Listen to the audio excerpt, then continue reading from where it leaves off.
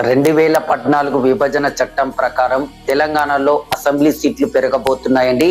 ప్రస్తుతం 119 అసెంబ్లీ స్థానాలు ఉన్నాయి. అవి 153కు పెరగబోతున్నాయండి. ఈ మినిమంగా 34 అసెంబ్లీ స్థానాలు పెరగబోతున్నాయి. ఒక్కసారి డీలిమిటేషన్ ప్రక్రియ గతంలో కాంగ్రెస్ పార్టీ ఉన్నప్పుడు ఏ విధంగా తనకు అనుకూలంగా మార్చుకుంది అనే అంశం పైన విశ్లేషణ చేద్దామండి. 2009లో డీలిమిటేషన్ అయినప్పుడు కేంద్రంలో రాష్ట్రంలో కూడా కాంగ్రెస్ సంబంధించిన కూటమి అధికారంలో ఉంది. సో ఎలక్షన్స్ సంబంధించినటువంటి ప్రక్రియను తనకు అనుకూలంగా మార్చుకుందండి. ముఖ్యంగా హైదరాబాద్ తీసుకున్నట్టయితే కార్వాన్లో అధిక సంఖ్యలో ముస్లింస్ ఉండేవారండి. కార్వాన్ అసెంబ్లీ నియోజకవర్గంలో ఆ కార్వాన్ అసెంబ్లీ నియోజకవర్గాన్ని తొలగించేసి అందులో ఉన్నటువంటి ముస్లింస్ ని జూబ్లీ హిల్స్ నియోజకవర్గంలో కలిపారు. మొన్న అసెంబ్లీ ఎలక్షన్స్ కూడా జరిగాయండి. ఉప ఎన్నిక జూబ్లీ హిల్స్ నియోజకవర్గంలో సుమారు 1,00,000 ఓటర్లండి. అంటే కాంగ్రెస్ సంబంధించినటువంటి మెయిన్ ఓటు బ్యాంకు ముస్లింలు, ఎస్సీలు, క్రిస్టియన్లు, రెడ్డి సామాజిక వర్గ ఓటర్లండి. అందుకే ముస్లిం కు సంబంధించినటువంటి ఓటర్స్ ను జూబ్లీ హిల్స్ లో ఫిక్స్ చేశారు గెలవడానికి. నల్గొండను కనుక తీసుకున్నట్టయితే కమ్యూనిస్టుల ప్రభావాన్ని తగ్గించేందుకు కూడా కొన్ని నియోజకవర్గాల్లో డీలిమిటేషన్ ప్రక్రియను ఉపయోగించారండి. ఆ విధంగా కమ్యూనిస్టుల కంచుకొట్టనటువంటి నల్గొండలో కూడా కమ్యూనిస్టులకు దెబ్బపడ్డది డీలిమిటేషన్ లో. ఇప్పుడు బీజేపీ 2014 నుంచి కేంద్రంలో అధికారంలో ఉందండి. బీజేపీ జమ్మూ కాశ్మీర్ లో కానీ అస్సాంలో కానీ డీలిమిటేషన్ తనకు అనుకూలంగా మార్చుకుందండి.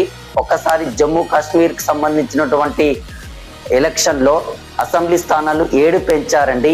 7లో జమ్మూలో హిందూ సామాజిక వర్గం అంటే హిందూకు సంబంధించిన ఓటర్స్ వచ్చేసి 70% ఉంటే ముస్లింకి సంబంధించిన కమ్యూనిటీ వాళ్ళు 30% ఉంటారండి. సో బేసిక్ గా Hindu voters BJP vote bank కాబట్టి ఇక్కడ 6 స్థానాలు పెంచడం జరిగింది. అదే విధంగా కాశ్మీర్ ప్రాంతాన్ని కనుక తీసుకున్నట్టయితే 95% ముస్లింస్ ఉంటారండి. ఒక 5% మాత్రమే హిందువులు ఉంటారు. సో 1% మాత్రమే పెంచారండి. మొత్తం పెంచిన సీట్లు 7, కానీ తనకు అనుకూలమైనటువంటి బెల్ట్ లో 6 సీట్లు పెంచితే తనకు వ్యతిరేకంగా ఉన్నటువంటి బెల్ట్ లో 1 సీటు పెంచారండి. ఆ విధంగా జమ్మూ కాశ్మీర్ లో 7 సీట్లు పెరగడం జరిగింది డీలిమిటేషన్ ప్రక్రియ వల్ల. అదే విధంగా అస్సాంలో కూడా డీలిమిటేషన్, మనకు అస్సాంలో 124 నియోజకవర్గాల దాకా ఉంటాయండి. అస్సాంలో ముస్లిం పాపులేషన్ ఎక్కువగా ఉంటుంది. ముస్లింలు 35 నియోజకవర్గాల్లో డామినేషన్ పాత్ర పోషిస్తారండి. 2022, 23 ప్రాంతాల్లో డీలిమిటేషన్ చేస్తారండి. కేంద్రంలో బీజేపీ అధికారంలో ఉంది, రాష్ట్రంలో కూడా బీజేపీ అధికారంలో ఉంది. కాబట్టి ఈ డీలిమిటేషన్ చేసినప్పుడు ముస్లింలకు సంబంధించినటువంటి ఒక నియోజకవర్గంలో వాళ్ళ ప్రాబల్యాన్ని పూర్తి స్థాయిలో తగ్గించారండి. తగ్గించేసి మిగతా సామాజిక వర్గాలను ఆ నియోజకవర్గంలో కలపడం వల్ల ముస్లిం సంబంధించినటువంటి డామినేషన్ బెల్ట్ తగ్గిపోయిందండి. ఆ తగ్గిపోయిన ప్రభావం ఏ విధంగా ఉందంటే 35 నియోజకవర్గాల నుంచి 15 నియోజకవర్గాలకు కుదించారండి. ఆల్రెడీ హేమంత్ బిశ్వా శర్మ కూడా ఒక స్టేట్మెంట్ ఇచ్చారు, డీలిమిటేషన్ చేస్తే అస్సాంలో బీజేపీ 100 సీట్లు గెలిచే అవకాశం ఉంటుందని. అంటే కేంద్రంలో అధికారంలో ఉన్నటువంటి కాంగ్రెస్ పార్టీ కావచ్చు, కేంద్రంలో అధికారంలో ఉన్నటువంటి బీజేపీ పార్టీ కావచ్చు, డీలిమిటేషన్ తనకు రాజకీయంగా వాడుకుంటుందండి. సో తెలంగాణలో కూడా బీజేపీలో అసెంబ్లీ సీట్లు పెంచే అవకాశం కనిపిస్తుందంటే కేంద్రంలో బీజేపీ అధికారంలో ఉంది కాబట్టి. సో బీజేపీ మెయిన్ గా హైదరాబాద్, రంగారెడ్డి, అదే విధంగా కరీంనగర్, నిజామాబాద్, ఆదిలాబాద్ ఈ ఏరియాలో బలంగా ఉంటుందండి. ఎందుకంటే బీజేపీ అర్బన్ పార్టీ కాబట్టి. మన జిహెచ్ఎంసీ కనుక తీసుకున్నట్టయితే 24 అసెంబ్లీ స్థానాలు ఉంటాయండి జిహెచ్ఎంసీ ఏరియాలో. నాకున్న అంచనా ప్రకారం 24ను 50 అసెంబ్లీ నియోజకవర్గాలు పెంచే అవకాశం ఉంటుంది. ఎందుకంటే బేసిక్ గా హైదరాబాద్, రంగారెడ్డి ఏరియాలో బీజేపీకి చాలా పట్టుంది. మొన్న లోక్సభ ఎన్నికల్లో కూడా గణనీయమైన సీట్లు సాధించారండి.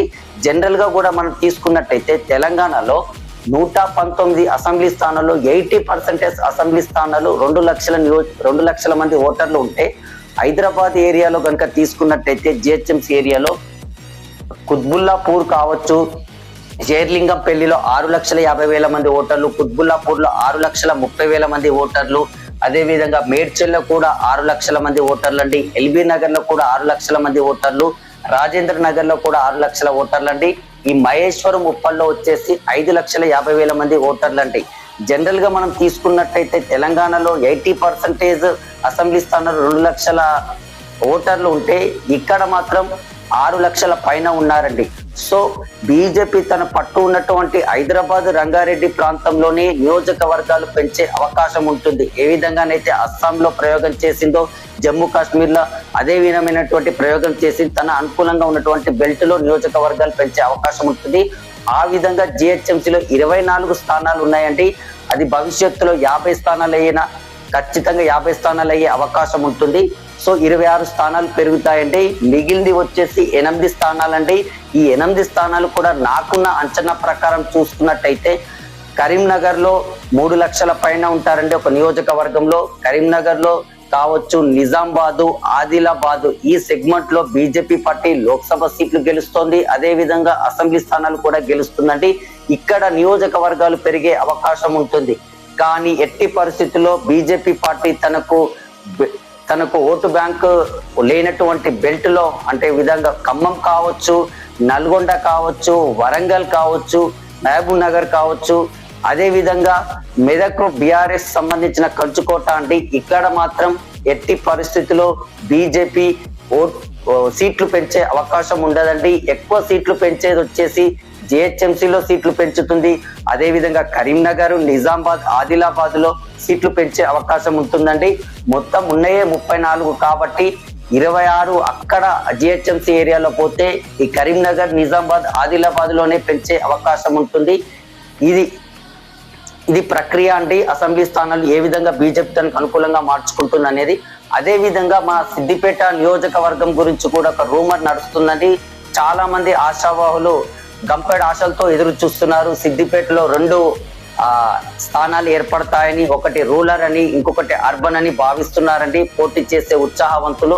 అది ఎట్టి పరిస్థితుల్లో సాధ్యం కాదండి. ఎందుకంటే రాష్ట్రంలో బీఆర్ఎస్ పార్టీ అధికారంలో లేదు.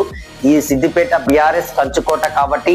అదే విధంగా కేంద్రంలో కూడా టీడీపీ పార్టీ లాగా బీఆర్ఎస్ పార్టీ ఎన్డీఏ కూటమిలో అలయన్స్ లేదండి.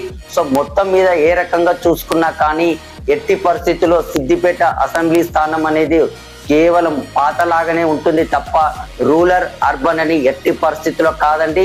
దీనిని గంటపదంగా చెప్పగలుగుతాను. ఇది మై ఓపెన్ ఛాలెంజ్ అండి. ఇది అసెంబ్లీ నియోజకవర్గాల పెంపు గురించి నా యొక్క సమగ్ర విశ్లేషణ.